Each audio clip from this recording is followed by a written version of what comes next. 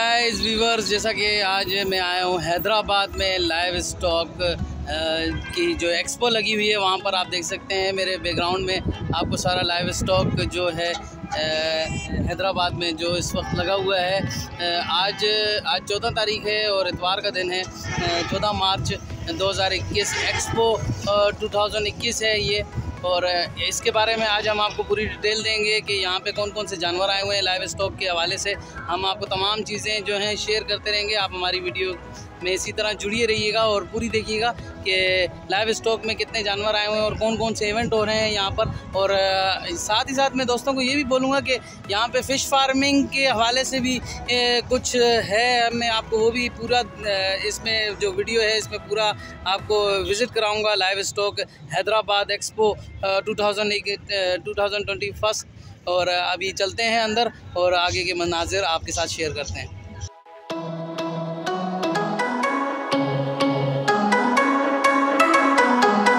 जैसा कि गाइस मैंने एंटर होने के साथ ही आपको बताया था, यहाँ पे मुख्तलिफ़ किस्म के लाइव स्टॉक का जो है स्टॉल्स लगे हुए हैं। और अभी हम आए हैं फ़िश एरिया में। आप देख सकते हैं मेरे पीछे बिल्कुल फ़िश एरिया है।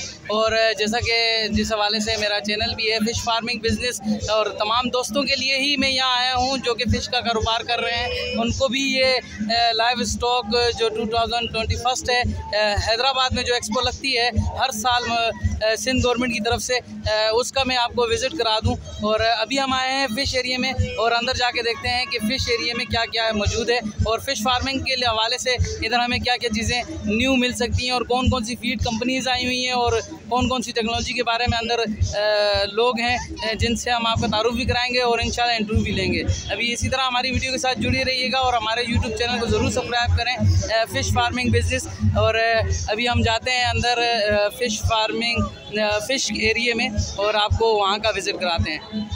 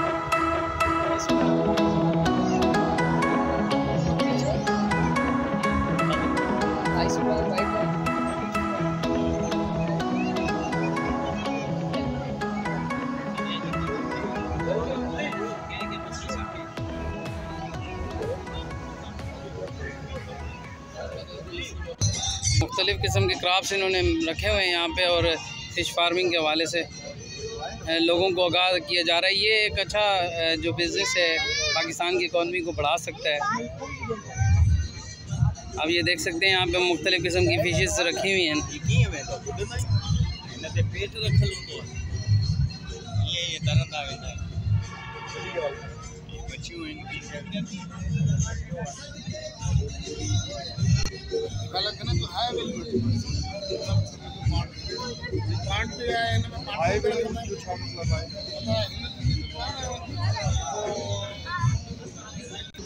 अच्छा दोस्तों, जैसा कि फ़िश एरिया में जब हम आए हैं तो यहाँ पे बायोफ्लाग टेक्नोलॉजी के बारे में भी आगाह किया जा रहा है लोगों को कि ये एक ऐसी टेक्नोलॉजी है जिसमें आप इस तरह के छोटे से टैंक के अंदर काफ़ी सारी मछलियाँ जो है उसकी फार्मिंग कर सकते हैं, जो कि बायोफ्लॉग एक्वाकल्चर है। ये देखें, या इसमें एरिएशन दी जाती है और इस तरीके से इसके अंदर मछलियाँ डाली जाती हैं। ये बायोफ्लॉग एक्वाकल्चर है।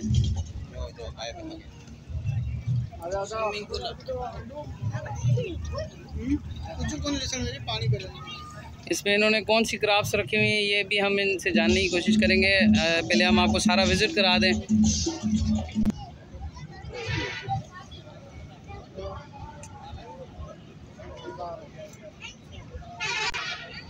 मतलब ये फ़िश फ्रेंडली बर्ड्स हैं जो कि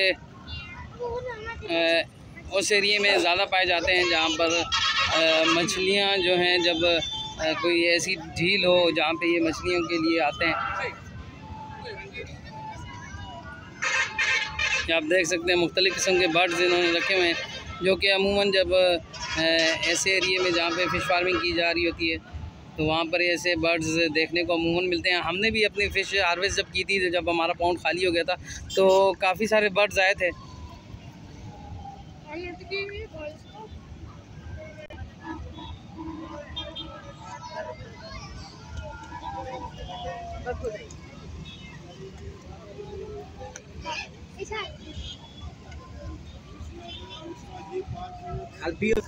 ये देखिएगा दोस्तों, पेन गेज कल्चर जो अक्सर लोग इसके बारे में बहुत कम लोग जानते हैं कि ये एक झील हो या कोई डैम हो जहाँ पर गेजेस बनाए जाते हैं इस तरीके से, और इसमें मछली रखी जाती है। ये देखें, एक सैंपल के तौर पर इन्होंने दिखाया हुआ है पेन गेज कल्चर, आप देख सकते हैं।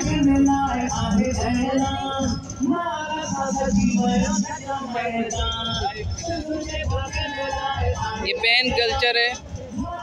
सॉरी टू से दोस्तों, बैकग्राउंड में जो म्यूज़िक चल रहा है तो उससे माजरत। ये पेन गेज कल्चर है। मुख्तलिफ़ किस्म के इन्होंने पाउंड्स बनाए हुए हैं जिसमें मछलियाँ रखी हुई हैं मुख्तलिफ़ किस्म की।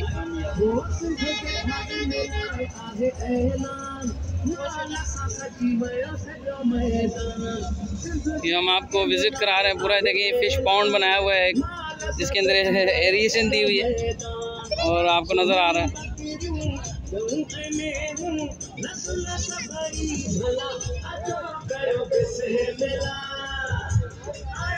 ये देखिए, नर्सरी के बारे में बताया जा रहा है कि नर्सरी पाउंड किस तरह, ये पूरा एक इन्होंने एक फ़िश फार्मिंग के हवाले से एक पूरा सैंपल जो है इन्होंने बनाया हुआ है। इसमें इन्होंने नर्सरी शो की हुई है। ये देखें, ये नर्सरी है जिसमें छोटे छोटे बच्चे दिखाए जा रहे हैं।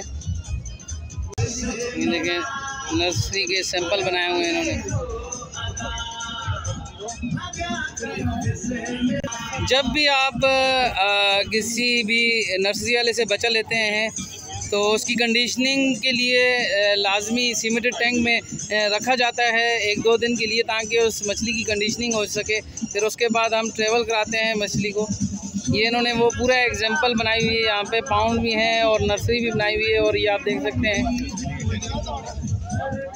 होल्डिंग टैंक्स इन्हें कहा जाता है। सर्कुलर टैंक, होल्डिंग टैंक्स, इसके अंदर कंडीशनिंग के लिए मछली को रखा जाता है। आप ये देख सकते हैं। और ये जितने भी हैचरी वाले हैं, ये जो जिस तरीके से काम करते हैं, ये कंडीशनिंग के तौर पे भी यूज़ होता है। और जब कुछ अरसे के लिए मछली को रखा जाता है इन टैंक्स में, और फिर इनको इंजेक्शन लगा के इनमें से एग्स लिए जाते हैं। एग्स लेने के बाद फिर इनको नर्सरी पाउंड में, जब इनमें से हैचलिंग निकल आती है तो पाउंड्स में छोड़ा जाता है। पाउंड में छोड़ने के बाद जब किसी को डिलीवर किया जाता है तो इन जो सीमेंटेड टैंक्स जो आपको सैंपल डेमो तौर पे नज़र आ रहे हैं, इन पे कंडीशनिंग के लिए रखा जाता है, जिनको कहा जाता है होल्डिंग टैंक्स। व्यूअर्स, जैसा कि मैंने इंटर होने से पहले ही आपको बताया था कि हम अंदर जाएंगे, और अभी हम फ़िश एरिया में हैं। यहाँ पर हम गेज कल्चर के हवाले से कुछ सवाल पूछते हैं। अभी हम आपको पूरा इस गेज कल्चर के बारे में बताएंगे कि ये गेज कल्चर कैसे होता है और ये किस एरिया में किया जा सकता है। ठीक है, अभी भाई से हम इंटरव्यू लेते हैं पूरा। आप हमारी वीडियो में इसी तरह जुड़ी रहिए। वालेकुम सलाम। जी जनाब, सबसे पहले आप अपना नाम बताइएगा। सर, मेरा नाम Syed Sajad Ali Shah, assistant director fisheries जी। और ये जो केज और पेन कल्चर टेक्नोलॉजी है, ये तकरीबन थाईलैंड में ज़्यादा होती है जी। ठीक है सर, ये हम पाकिस्तान में भी लेके आए। काफ़ी सारे प्रोजेक्ट सिंध फिशरीज गवर्नमेंट ने लॉन्च किए हैं इसमें केज कल्चर पे। केज कल्चर का क्या काम होता है, ये दरअसल असल में इंस्टॉल होता है नहरों में। जो भी हमारे नहरी हैं, सिंध के नहरी पानी या कोई ब्रांच वगैरह हो, दरिया हो, उसमें भी ये केज कल्चर लग सकता है। ख़ास करके जो हमारे मंचुर लेक है या कीजर लेक है, इसमें भी काफ़ी सारे प्रोजेक्ट्स गवर्नमेंट में लगाए हैं, जिसमें इसमें से फ़ायदा कैसे उठाएं।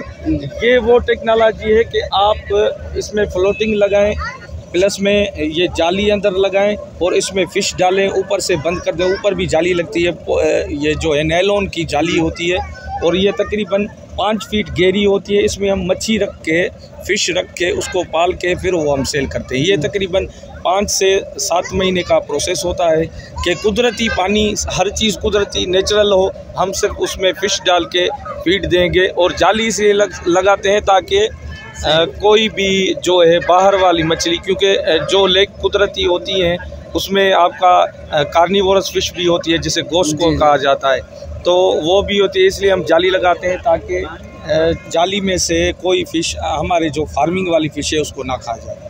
ये अभी मेरा एक सवाल है आपसे कि जिस तरह हम नॉर्मल फ़िश फार्मिंग करते हैं पाउंड में, खुले एरिए में, उसकी निस्बत में इसमें कितनी मछली पाली जा सकती है 1 एकड़ में, जितनी पाली जाती है? क्योंकि सिंध के एरिए जो ठट्टा बदीन इस साइड में 300 के हिसाब से फार्मिंग की जाती है, तो आप हमें बताएंगे तो ये एक गेज का क्या साइज़ है और इसमें कितनी मछली पाली जा सकती है? सर, ये आप पे डिपेंड करता है कि आप खर्चा कितना करते हैं। ये साइज़ जो है आप 25 बाय 50 का भी बना सकते हैं, नहीं तो यूजुअली जो है वो 14 बाय 14 का, 15 बाय 15 का, 10 बाय 10 का ये साइज़ होती है तकरीबन। लेकिन आपके एरिया के हिसाब से, हवाओं के हिसाब से या पानी का जो थ्रो है उसके हिसाब से हम साइज़ डिपेंड करते हैं, क्योंकि साइज़ का ज़्यादा साइज़ होगी तो हवा का दबाव भी ज़्यादा पड़ेगा, इसलिए जितनी साइज़ कम हो तो बेस्ट है।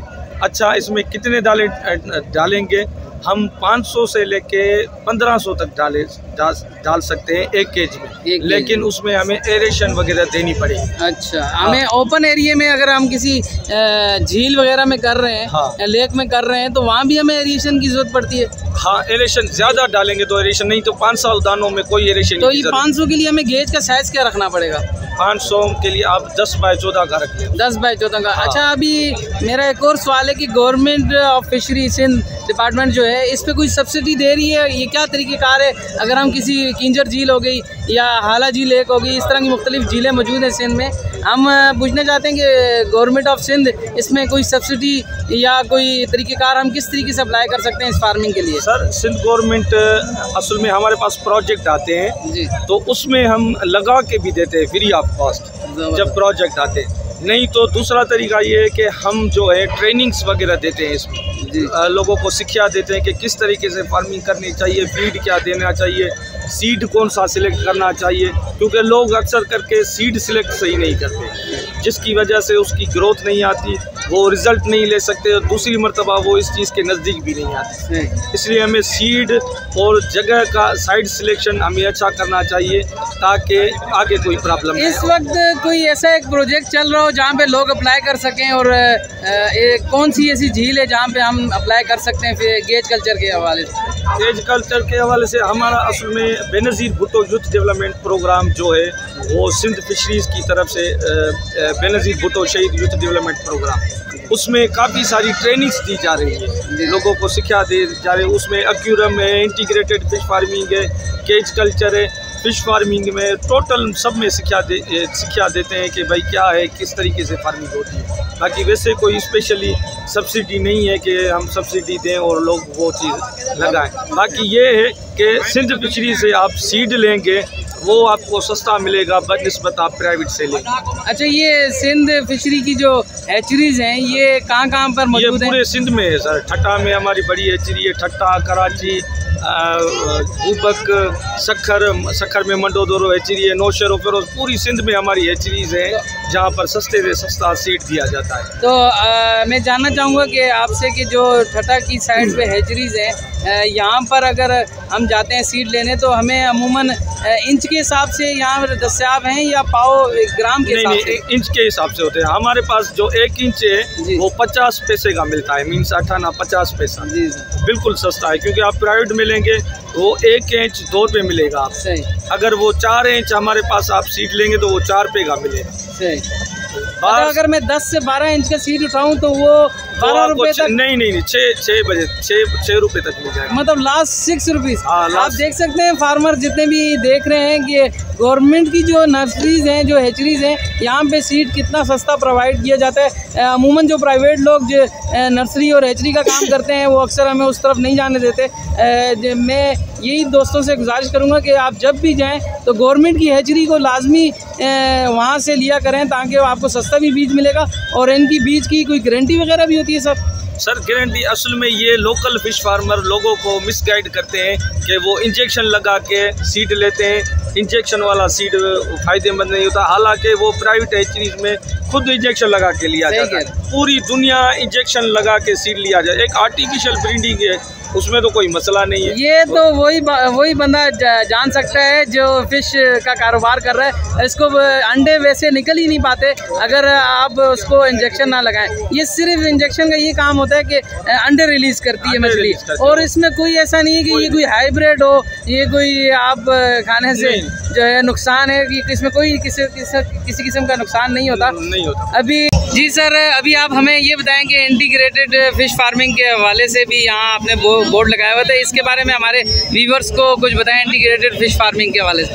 सर ये इंटीग्रेटेड फिश फार्मिंग ये बहुत पुरानी फिश फार्मिंग है, लेकिन हमारे सिंध में इसमें काम ही नहीं हुआ, लोग काम करते नहीं, इस पर तवज्जो नहीं देते। ये क्या है कि डबल मुनाफा है, मीन्स आप फिश फार्मिंग भी करें और उसके साथ आप भैंसें भी पालें, बतखें भी पालें, खरगोश भी पालें, मुर्गी पोल्ट्री फार्म भी लगाएं। उसमें से क्या होगा कि आपका जो भैंसों का गोबर है वो आप तालाब में डालेंगे, क्योंकि लोग नेचुरली तकरीबन यही करता है। आपको पता है कि लोग जो है गोबर डालते हैं पानी में, क्योंकि उस गोबर से नेचुरल फूड तैयार होता है फिश पॉन्ड में। तो भैंसें भी साथ पालें, भैंसों का दूध भी आपको सेल करने में मदद देगा, वो अलग मुनाफा होगा।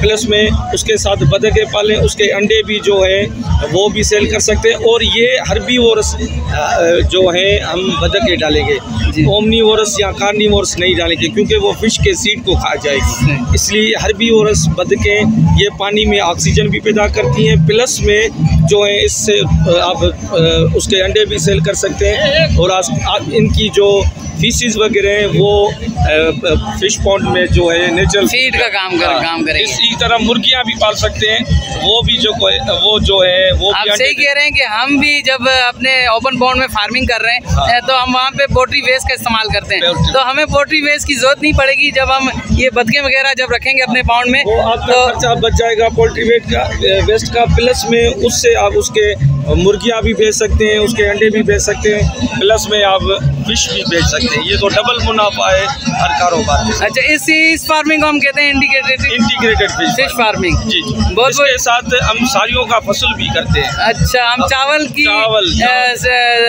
फसल भी लगा सकते हैं, उससे भी आप फायदा उठा सकते हैं फिश फार्मिंग से। जबरदस्त। देखें कितनी अच्छी नॉलेज दी सजाद अली साहब ने, हमें बहुत अच्छी इंफॉर्मेशन दी, जो कि फिशरी डिपार्टमेंट सिंध से ताल्लुक़ रखते हैं। इंशाल्लाह आगे भी हम आपको और भी टेक्नोलॉजीज़ हैं जिनके बारे में हम आपको बताएंगे। आगे बायोफ्लॉक वाले भी थे, उनसे भी इंटरव्यू लेते हैं। दोस्त जो है अब इस वीडियो के हवाले से मुझसे रब्ता करना चाहेंगे, क्योंकि आपका ऐसा कंटेक्ट या सोशल नेटवर्क है जिस पे आपसे रब्ता किया जा सके?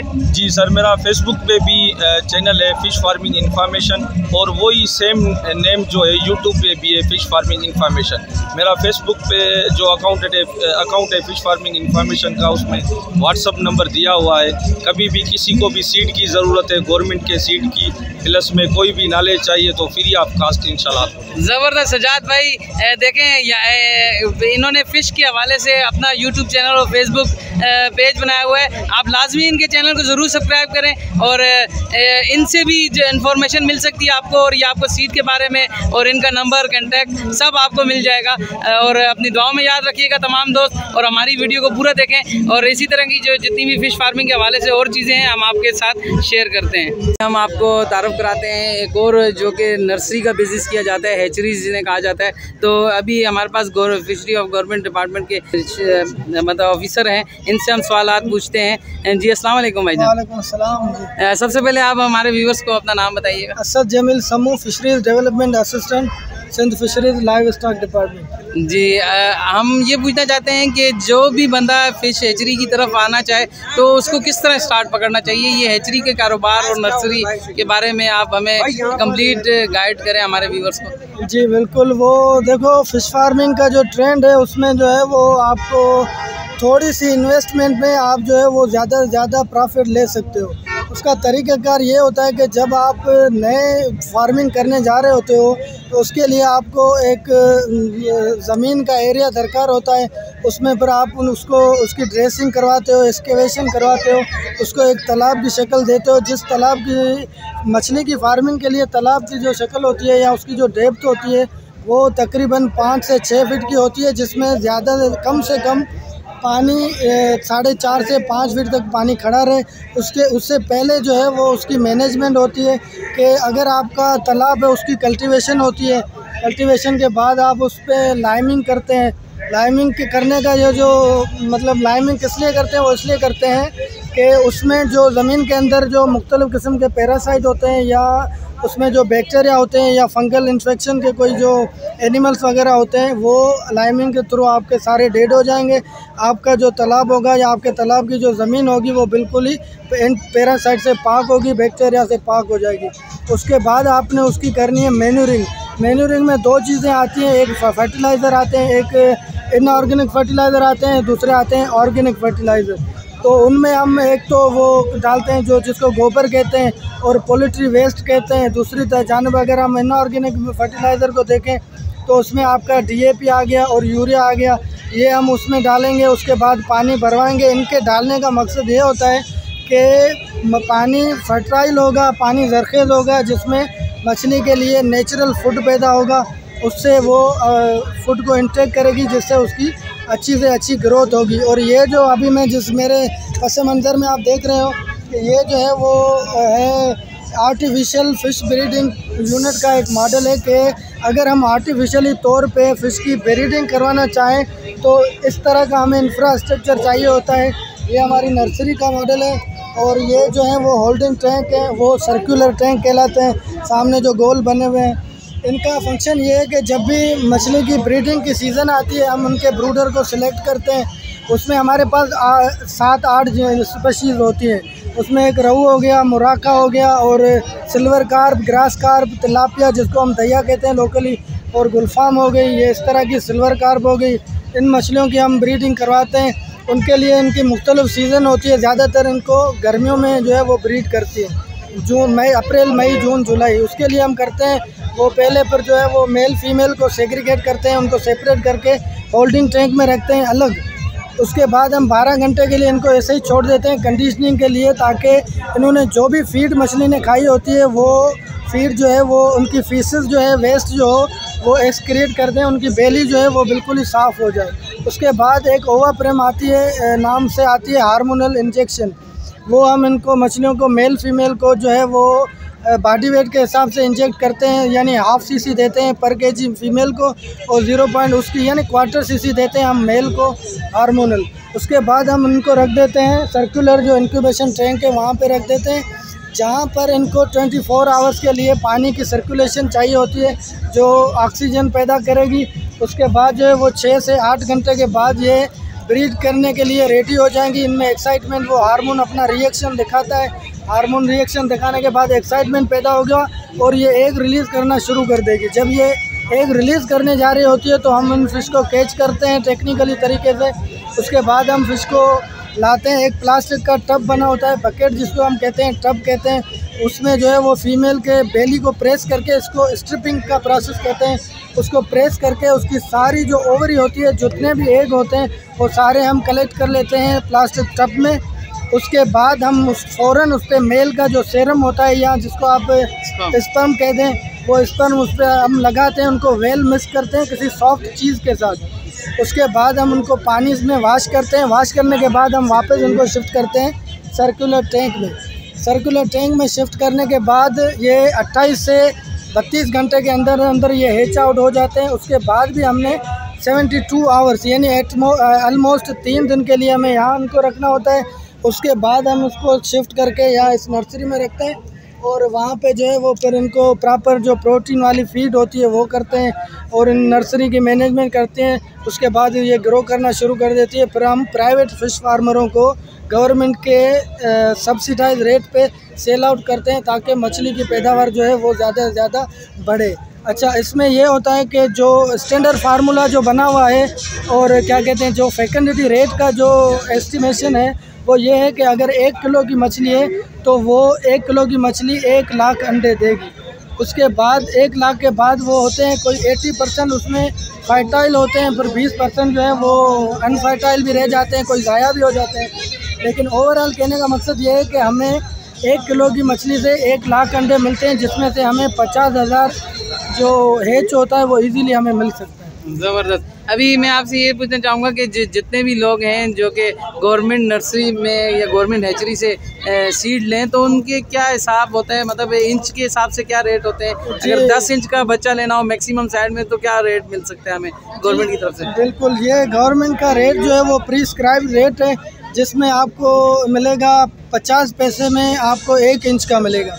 अगर 2 इंच का है तो वो आपको मिलेगा 1 रुपये में, अगर 3 का है तो 1.5 रुपये में, 4 का है तो 2 रुपये में मिलेगा। लेकिन गवर्नमेंट सेक्टर में हम 4 इंच से ज़्यादा वाला जो सीड होता है, चाहे वो किसी भी स्पेशी का हो, वो हम सेल आउट नहीं करते। अच्छा। हाँ, 4 इंच से जो बड़ा होगा वो फिर हम अपने ब्रूड स्टॉक के लिए स्टॉक करते हैं, ताकि उनको नेक्स्ट ईयर पर हम ब्रीडिंग के लिए रेडी कर सकें, वो हम उससे ब्रीडिंग करवा सकें। ज़बरदस्त। अभी मैं आपसे ये पूछना चाहता हूँ कि हम जो हैचलिंग लाते हैं और जब ये 1 इंच का साइज़ हो जाता है तो ये 1 एकड़ में कितनी तादाद मैक्सिमम पाली जा सकती है नर्सरी के बिज़नेस के लिए? जी हाँ, बिल्कुल अच्छा सवाल है आपका।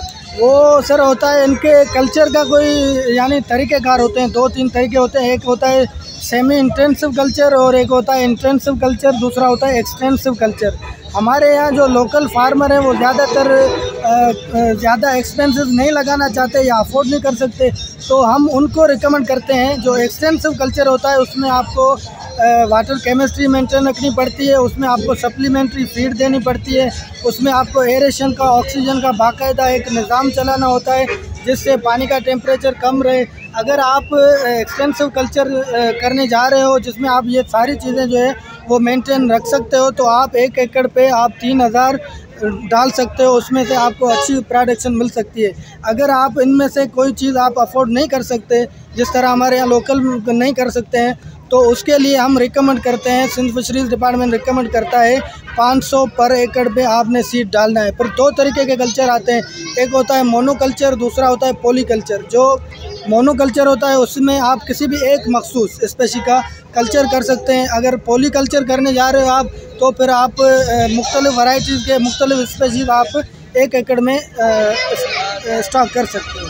बहुत बहुत शुक्रिया असद भाई, आपने हमें नर्सरी के हवाले से सारा बताया। जितने भी व्यूअर्स हैं, देखने वाले हैं, हम आपको प्रॉपर मालूमात दे रहे हैं, जैसा कि ये नर्सरी है और नर्सरी पाउंड और हैचरी के बारे में बताया इन्होंने, असद भाई ने कंप्लीट। अच्छा, एक सवाल फिर मुझे जहन में आया कि अक्सर लोग जब किसी प्राइवेट नर्सरी वाले से जब बच्चा उठाते हैं तो वो डायरेक्ट पाउंड से उठा लेते हैं। क्या इसकी कंडीशनिंग होकर हम लें वो ज़्यादा फ़ायदेमंद है या डायरेक्ट पाउंड से हम कलेक्ट करें बच्चा? देखें, वो उनका एक किस्म का उनका बिजनेस है। हालांकि अगर टेक्निकली तरीके से देखा जाए तो उनकी कंडीशनिंग बिल्कुल लाजमी है।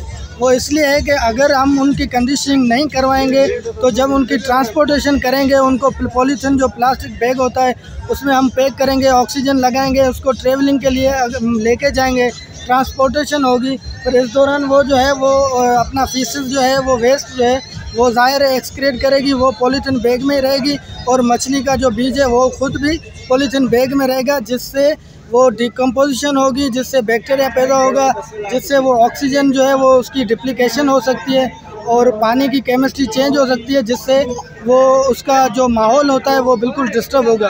तो ट्रांसपोर्टेशन के लिए बेहतर तरीक़ेकार ये होता है कि आप जब आप ट्रांसपोर्टेशन करने जा रहे होते हो तो उससे पहले कम से कम आप 12 घंटे के लिए उनकी फीड बंद कर दें और जो खाई हुई फीड है वो उनको आप साफ़ किसी जगह में रखने दें, ताकि वो अपना जो वेस्ट है वो खारिज कर ले, एक्सक्रीट कर ले, ताकि उनको ट्रांसपोर्टेशन के दौरान कोई डिस्टर्बेंस ना हो, कोई मॉर्टेलिटी ना हो।